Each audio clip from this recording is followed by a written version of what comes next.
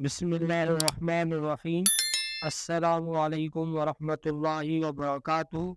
آج میرا عنوان ہے سود کی مذمت، احادیث، قرآن اور احادیث کی روشنی میں۔ سود خوری کی ممانعت میں اللہ تبارک و تعالیٰ نے کافی آیات نازل فرمائی ہیں۔ اللہ پاک کا ارشاد ہے سورہ بقرہ میں، وَأَحَلَّ اللَّهُ الْبَيْعَ وَحَرَّمَ الرِّبَا، اور اللہ نے حلال کیا بیع کو، یعنی جو تجارت ہے اس کو، اور حرام کیا سود کو۔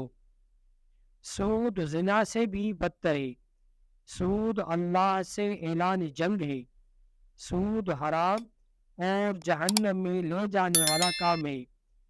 جس طرح سود لینا حرام ہے، دینا بھی حرام ہے۔ اللہ نے سود لینے اور دینے والے پر لعنت فرمائی ہے۔ احادیث میں 4 شخص ایسے ہیں جن کے لیے اللہ پاک نے لازم کر دیا کہ انہیں جنت میں داخل نہیں کرے گا اور نہ ہی وہ اس کی نعمتوں سے لطف اندوز ہوں گے: شرابی، سود خور، ناحق یتیم کا مال کھانے والا اور والدین کا نافرمان۔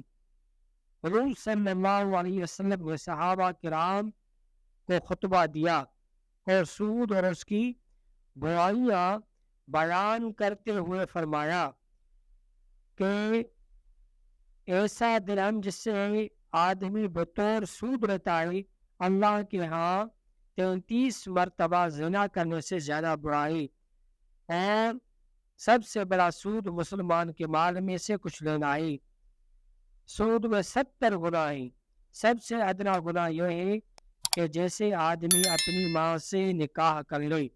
تو میرے محترم بھائیوں دوستوں، آج کل لوگ جو ہیں وہ بہت سے معمولی کاموں پر بھی سود لیتے ہیں۔ کسی کو اپنے بیٹے کی شادی کرنی ہے، کسی کو اپنی بیٹی کی شادی کرنی ہے، اور کسی کو اپنی ماں کی خیرات کرنی ہے، تو اس کے لیے وہ سود لیتے ہیں۔ تو وہ سن لیں کہ اس طرح کے کام نہ کریں۔ سود ایک بہت ہی بڑا گناہ ہے۔ جب ہمارے آقا نبی اکرم صلی اللہ علیہ وسلم معراج پر گئے تو حضور اکرم صلی اللہ علیہ وسلم کو کچھ لوگ ایسے دکھائے گئے جن کے جو پیٹ تھے وہ گھروں جتنے بڑے تھے اور ان کے اندر ناگ اور بچھو تھے۔ تو ہمیں کبھی بھی سود لینا نہیں چاہیے، سود سے کاروبار نہیں کرنا چاہیے، سود سے کوئی خیرات نہیں کرنی چاہیے، سود سے اپنے بیٹے یا بیٹوں کی شادی نہیں کرنا چاہیے۔ اللہ تعالیٰ سے دعا ہے کہ اللہ تعالیٰ ہمیں سود سے بچائے۔ وآخر دعوانا ان الحمد للہ رب العالمین۔